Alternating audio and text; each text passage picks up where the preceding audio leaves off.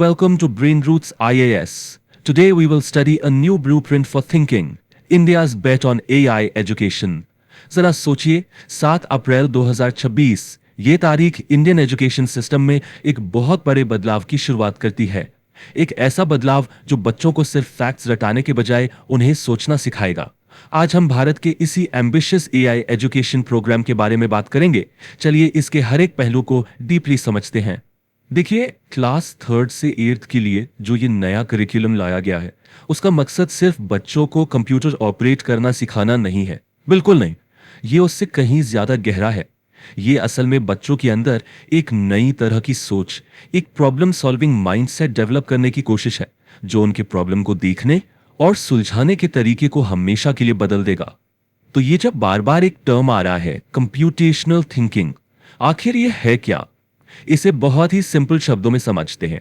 ये किसी भी कॉम्प्लेक्स प्रॉब्लम को इतने छोटे छोटे मैनेजेबल हिस्सों में तोड़ने का एक मेंटल प्रोसेस है, ताकि उस प्रॉब्लम को कोई कंप्यूटर या फिर कोई दूसरा इंसान भी स्टेप बाय स्टेप आसानी से सॉल्व कर सके। अब ये जो कंप्यूटेशनल थिंकिंग है, ये 4 मेन पिलर्स या कह लीजिए 4 कॉग्निटिव पिलर्स पर खड़ी है। आप इन्हें अपने दिमाग की वो कॉग्निटिव मसल्स मान सकते हैं जिन्हें ये करिकुलम बिल्ड करना चाहता है। चलिए एक एक करके इन चारों को समझते हैं। तो पहला पिलर है डीकॉम्पोजिशन। जैसा कि नाम से ही पता चल रहा है, ये किसी भी बड़ी कॉम्प्लेक्स प्रॉब्लम को छोटे छोटे मैनेजेबल पार्ट्स में ब्रेक डाउन करने की एबिलिटी है। फॉर एग्जाम्पल, अगर किसी स्टूडेंट को एक रोबोट बनाने का टास्क मिलता है, तो वो उसे एक बड़े डरावने काम की तरह नहीं देखेगा, बल्कि वो उसे डिकम्पोज करेगा छोटे छोटे पार्ट्स में। जैसे पावर सोर्स कैसे होगा, मूवमेंट मैकेनिज्म क्या होगा, इसके आर्म्स कैसे फंक्शन करेंगे, यही है डीकॉम्पोजिशन।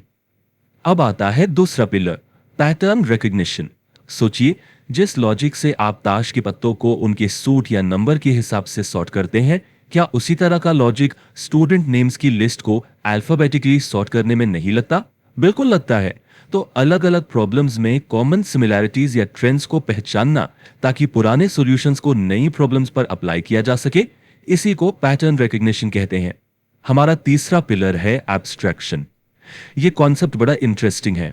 एब्स्ट्रैक्शन बेसिकली एक मेंटल फिल्टर की तरह काम करता है।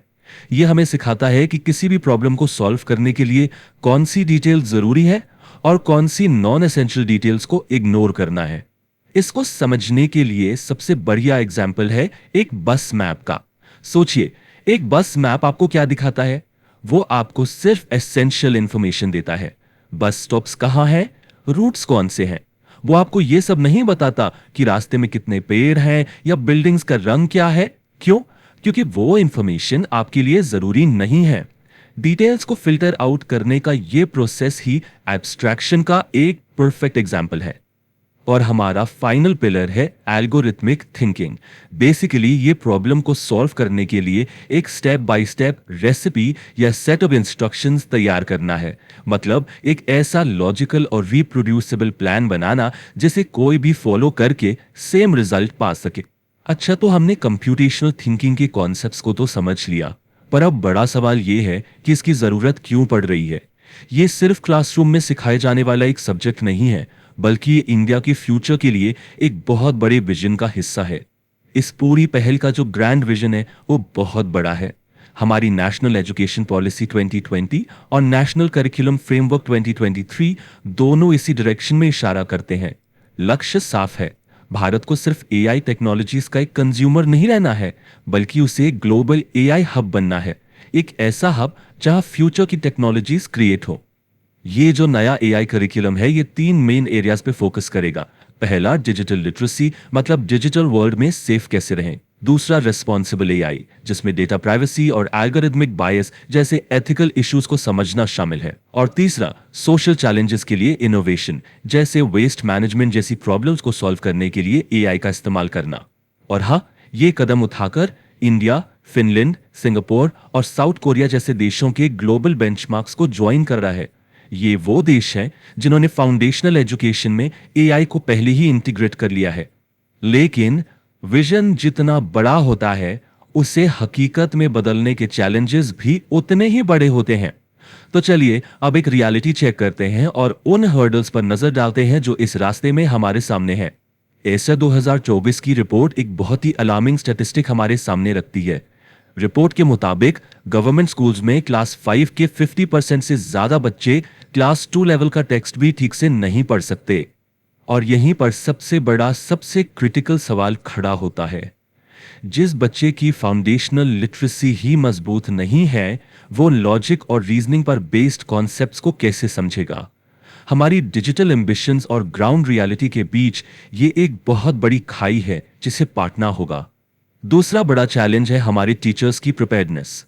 उन्हें रोट लर्निंग के पुराने तरीकों से शिफ्ट होकर इंक्वायरी बेस्ड लर्निंग की तरफ बढ़ना होगा। अब वो सिर्फ एक इन्फॉर्मर नहीं रह सकते, उन्हें एक फैसिलिटेटर बनना होगा। और ये सिर्फ एक ट्रेनिंग का मामला नहीं है, ये उनकी पूरी टीचिंग आइडेंटिटी में एक फंडामेंटल शिफ्ट की मांग करता है।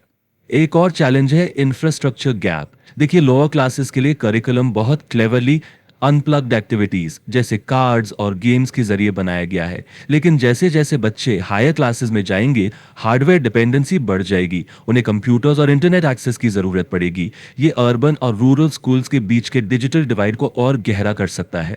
तो इन चैलेंजेस के बावजूद इस करिकुलम को विकसित भारत 2047 के विजन के लिए इंडिया की ह्यूमन कैपिटल में एक लॉन्ग टर्म स्ट्रेटेजिक इन्वेस्टमेंट के तौर पर देखा जाना चाहिए। तो कंक्लूजन ये है कि ये पूरी पहल सिर्फ बच्चों को मशीन से बात करना या कोडिंग सिखाने के बारे में नहीं है। इसका असली मकसद है एक ऐसी फ्यूचर जनरेशन तैयार करना जो लॉजिक और क्रिटिकल थिंकिंग का इस्तेमाल करके देश की बड़ी बड़ी प्रॉब्लम्स का सलूशन निकाल सके। और जाते जाते हम आपको एक थॉट प्रोवोकिंग क्वेश्चन के साथ छोड़ जाते हैं। एब्स्ट्रैक्शन के कॉन्सेप्ट में महारत हासिल करने के लिए ज्यादा क्रिटिकल रोल किसका है, मैथमेटिक्स का या लैंग्वेज का? जरूर सोचिएगा इस बारे में। If you found this lecture helpful, like, share and subscribe to the channel.